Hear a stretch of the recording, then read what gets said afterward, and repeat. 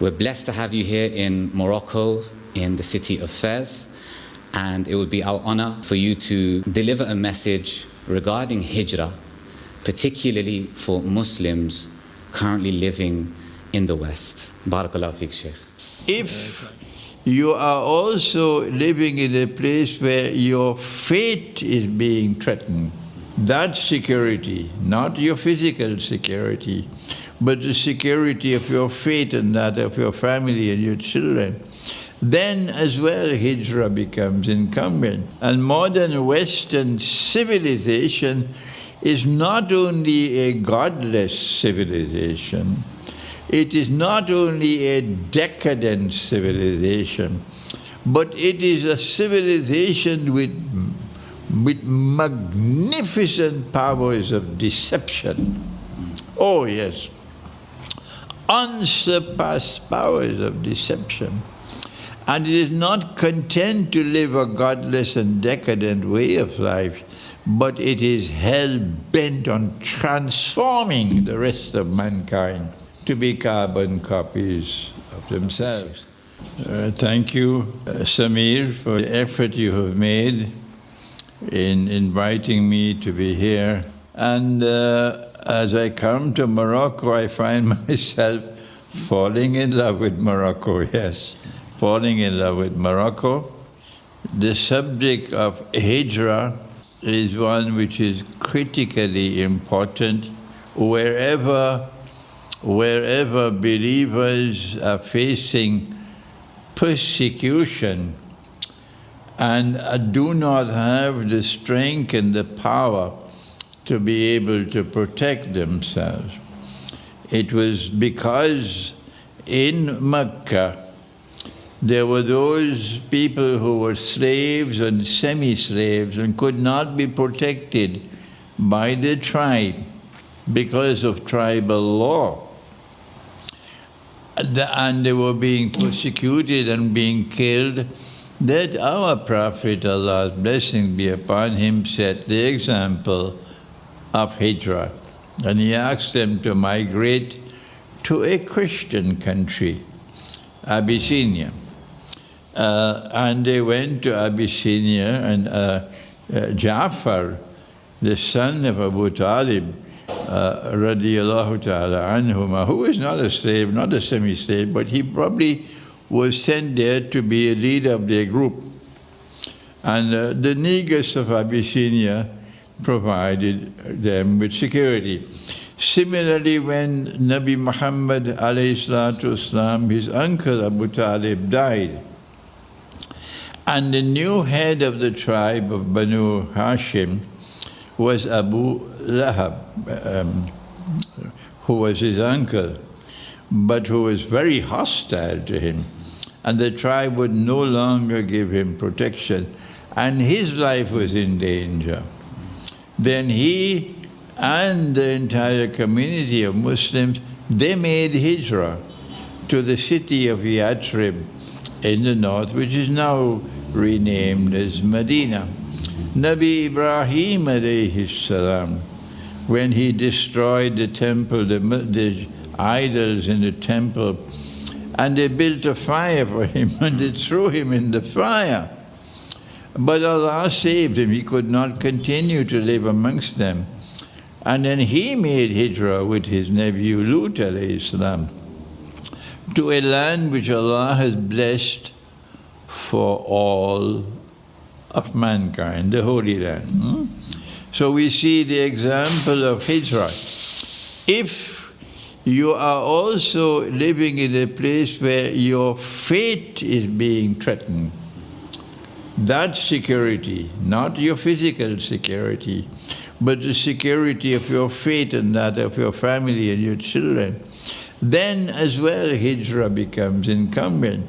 And modern Western civilization is not only a godless civilization, it is not only a decadent civilization, but it is a civilization with magnificent powers of deception. Oh yes, unsurpassed powers of deception. And it is not content to live a godless and decadent way of life, but it is hell-bent on transforming the rest of mankind to be carbon copies of themselves. So if you are living in the West, you are Moroccan, but you left Morocco because of the British pound, and you went to live in Britain. Or you left Morocco because of the euro, and you went to live in France and in Belgium. You're going to lose your children. You're going to lose your grandchildren. When they come back to visit Morocco, they say, I can't live here. I can't live here. I want to go back home, because France is heaven and Morocco is hell. This is the transformation that takes place. And so Hijrah is incumbent, not just when your physical life is threatened, but when your faith is also threatened. And finally, Sheikh, the dream that you mentioned to me. Well, the Surah Al-Kahf of the Quran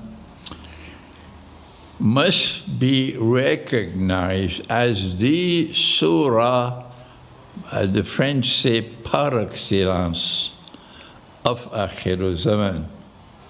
Because amongst the major signs of Akhir Zaman are Gog and Magog, and Gog and Magog are located in Surah Al-Kahf. Among the major signs of Akhir Zaman is Dajjal. And Dajjal is mentioned not by name, so you have to think to be able to penetrate and to recognize, but we don't have the time to do that exercise now. But I've done it in my book, Surah Al-Kahf and the Modern Age. But before I wrote that book, when I was on the way of trying to develop Islamic eschatology, it was 2001, and I was in South Africa with my wife, Aisha. And we were guests in a home, and we had lunch. And our host gave us a bedroom where we could rest, because in the evening there was a lecture. And there were two separate beds, single beds, so my wife was sleeping in one and I was sleeping in the other. And when I was asleep, I had a dream which was a vision. And in that dream, I saw Nabi Muhammad sallallahu ta'ala alayhi wa sallam. And I was standing behind him, so I could not see his face. And someone came to him and asked him a question about Surah Al-Kahf. And I heard the Prophet, Allah's blessing be upon him, answering the question. But when he was finished answering the question, I then asked very, very politely, O Messenger of Allah, can I ask a question? And he gave me permission. And then I said, O Messenger of Allah, in answering that question about Surah Al-Kahf, you said this and you said that and you said that, but you did not say this and you did not say that and you did not say that. And he smiled. And he said, you have been blessed with the knowledge of Surah Al-Kahf. This was a dream. This was more than 20 years ago. You've been blessed with the knowledge of Surah Al-Kahf. This was a true dream, because after having this dream, I then went on to write, some 5 years later, Surah Al-Kahf in the Modern Age, and there were people whose lives were changed because of that book. I wrote after that an Islamic view of Gog and Magog in the modern world. I wrote after that a tafsir or a commentary on Surah Al-Kahf. And also I wrote several books on Dajjal since that dream. I hope that you come back to Fez, inshallah, again and again. The people here really love you. And as you saw today, the mother of one of your students literally crawled up the stairs because she broke her ankle. Yes, I was astonished. I was astonished at this Moroccan elderly sister with a broken foot.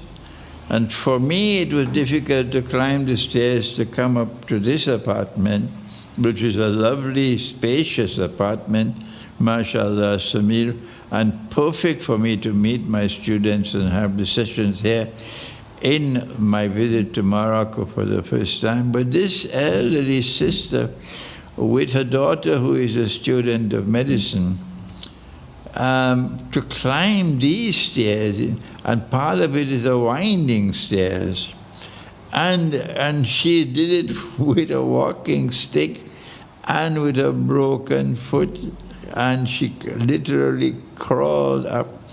I said, MashaAllah, may Allah bless her. This is what Morocco can produce. Yes, people whose hearts have such love for the deen. فَفِرُّوا إِلَى اللَّهِ إِنِّي لَكُمْ مِنْهُ نَذِيرٌ مُبِينٌ. So flee to Allah, I am to you from Him a clear warner. In the above verse, Allah, the source of all safety, security, well-being and inner peace, tells you, the believer, to run to Him, to escape to Him, and to flee to Him. This begs the question, what should you be running, escaping and fleeing from? Allah tells you in the Quran, وَلَا تَقْرَبُوا الْفَوَاحِشَ مَا ظَهَرَ مِنْهَا وَمَا بَطَنَ. Do not come close to immorality, both in its apparent and hidden forms. The command, do not come close, or لَا تَقْرَبُوا, is from the word qurb, meaning proximity or closeness. Allah is telling you to increase the distance between yourself and what is immoral. The further you increase this distance, the closer you come to Allah. To the soul seeking excellence, be like the great prophet and father of prophets, Ibrahim alayhi salam, whose statement is recorded in the Holy Quran. وَقَالَ إِنِّي مُهَاجِرٌ إِلَىٰ رَبِّي إِنَّهُ هُوَ الْعَزِيزُ الْحَكِيمُ. Abraham said, indeed, I will emigrate to my Lord. Indeed, He is the exalted in might, the wise. Spiritual migration requires a turning of the heart. And when this is sincerely done, it necessarily leads to a physical migration where you have no choice but to turn your eyes and ears away from all that is displeasing to your ever-watchful Lord. Once your heart has been sufficiently conditioned in an environment away from evil, only then can you hope to successfully change the evil around you that so repulses you. Be warned that remaining within the system of evil and hoping to change that system from within will only result in you compromising your own standards and being unable to make a holistic transformation. When we read more of the Holy Quran, we find a verse which for you is particularly alarming if you're living in a land or an environment where you're not able to spiritually flourish, nor are you able to worship Allah as He ought to be worshipped, yet you dismiss or neglect the imperative of moving to another land or another environment in order to improve the state you find yourself in. Allah tells us about a group of people that the angels will be taking to the hellfire, and we're informed about a conversation that occurs between this unfortunate group of people and the angels. إِنَّ الَّذِينَ تَوَفَّاهُمُ الْمَلَائِكَةُ ظَالِمِي أَنفُسِهِمْ قَالُوا فِيمَ كُنْتُمْ قَالُوا كُنَّا مُسْتَضْعَفِينَ فِي الْأَرْضِ قَالُوا أَلَمْ تَكُنْ أَرْضُ اللَّهِ وَاسِعَةً فَتُهَاجِرُوا فِيهَا فَأُولَئِكَ مَأْوَاهُمْ جَهَنَّمُ وَسَاءَتْ مَصِيرًا. Behold, those whom the angels gather in death, while they're still sinning against themselves, the angels will ask, what was wrong with you? I.e., what happened that we're now having to take you to hell? They will answer, we were too weak on earth, i.e., too weak in the environment we lived in to stop ourselves from sinning. The angels will say, was then God's earth not wide enough for you to migrate from the domain of evil? For such then the goal is hell, and how evil a journey's end. In the above verse, Allah the All-Knowing delivers the following vital message. Committing sins due to personal weakness is directly related to the environment or land that you live in, yet the environment can't be used as an excuse. If, for example, you live in a land that has not only legalized the marriage of a man to another man, but actively promotes the LGBTQ ideology throughout the education system and pop culture, you must recognize that you do not have the power or strength to change, control, or repel this filth, nor protect young children in your family from being indoctrinated, except on a micro level within the walls of your own home. This is part of the weakness mentioned in the verse, presented as an excuse. If you live in a land in which there is no societal pressure on couples to be married in order to stay together, you and your children will live with temptation all around you and no proper guidance on how to be protected from falling into zina, unlawful sexual intercourse. You will not be able to protect yourself or your children from the rampant whispers of Satan, and you will struggle to find positive examples to follow. This is another example of the weakness that some will present as an excuse. If you're living in a consumerist society, drowning in a rat race, where even the 5 daily prayers are a struggle for you to perform, where your preoccupation is the money that you must earn, or the whims and desires that you must feed, and you don't find the time required in order to become fluent in the Quran or the Arabic language, these are all further weaknesses that can be understood from the verse. On the state level, if the country you live in is engaged in war or the funding of war against Islam through a devilish description of war on terror, and if your protests fall on deaf ears because your government kindly allows you to beg for mercy but ignores your pleas while continuing to fund, for example, the Israeli war machine, this is another sorry example of the weakness that one may present as an excuse. When you remain in such lands, realizing that your presence is a benefit to your oppressive government through tax money and other national contributions, you should know that your micro efforts are overpowered by your macro weakness. Allah the Most High is delivering the following warning. Your inability to change the norms, laws, or policies that cause your personal and societal life to be affected by some or all of the above is causing you to fall into sin. And the excuse that you were too weak to make holistic changes and therefore fell victim to what was around you will be rejected on the Day of Judgment, because the angels will ask you, was Allah's earth not wide enough for you to migrate therein? In other words, could you not find another country to live in where a man cannot legally marry another man? Could you not find another land to live in where the Muslims constitute the majority of the population, and therefore examples of halal, permissible relationships, income sources, education, and entertainment are facilitated on every level and easy to find? Could you not find another environment or country to live in where Islamic studies is part of the national curriculum in schools and all staff members are Muslim?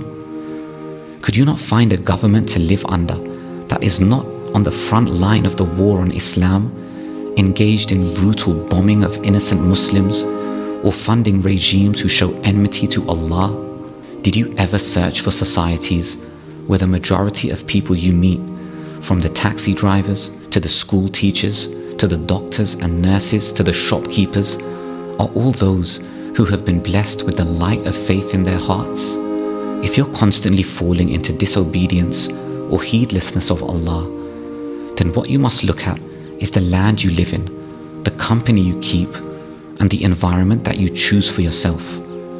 If you're able to migrate to a place where you can better protect yourself against falling into sin, then it's incumbent upon you to do so. To the believing soul, your migration is towards none but Allah and His Messenger.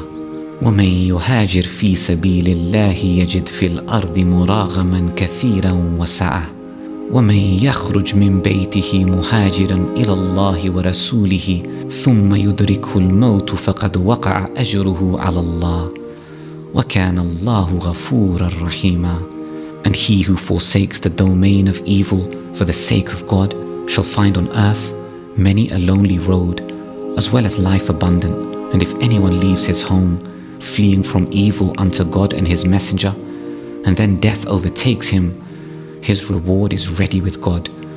For God is indeed much forgiving, a dispenser of mercy. When you recognize that the society you once comfortably lived in is in reality controlled by those who not only disbelieve in Allah, but are immoral, evil, and hateful to Allah, your heart has spiritually begun its migration. And this is the time for you to make a sincere intention for physical migration to a place on Allah's earth where you can worship Him at the highest level that you have the potential to attain. Don't ever feel trapped, for the earth of Allah is spacious. يا عبادي الذين آمنوا إن أرضي واسعة فإياي فاعبدون. O my servants who have believed, indeed my earth is spacious, so worship only me.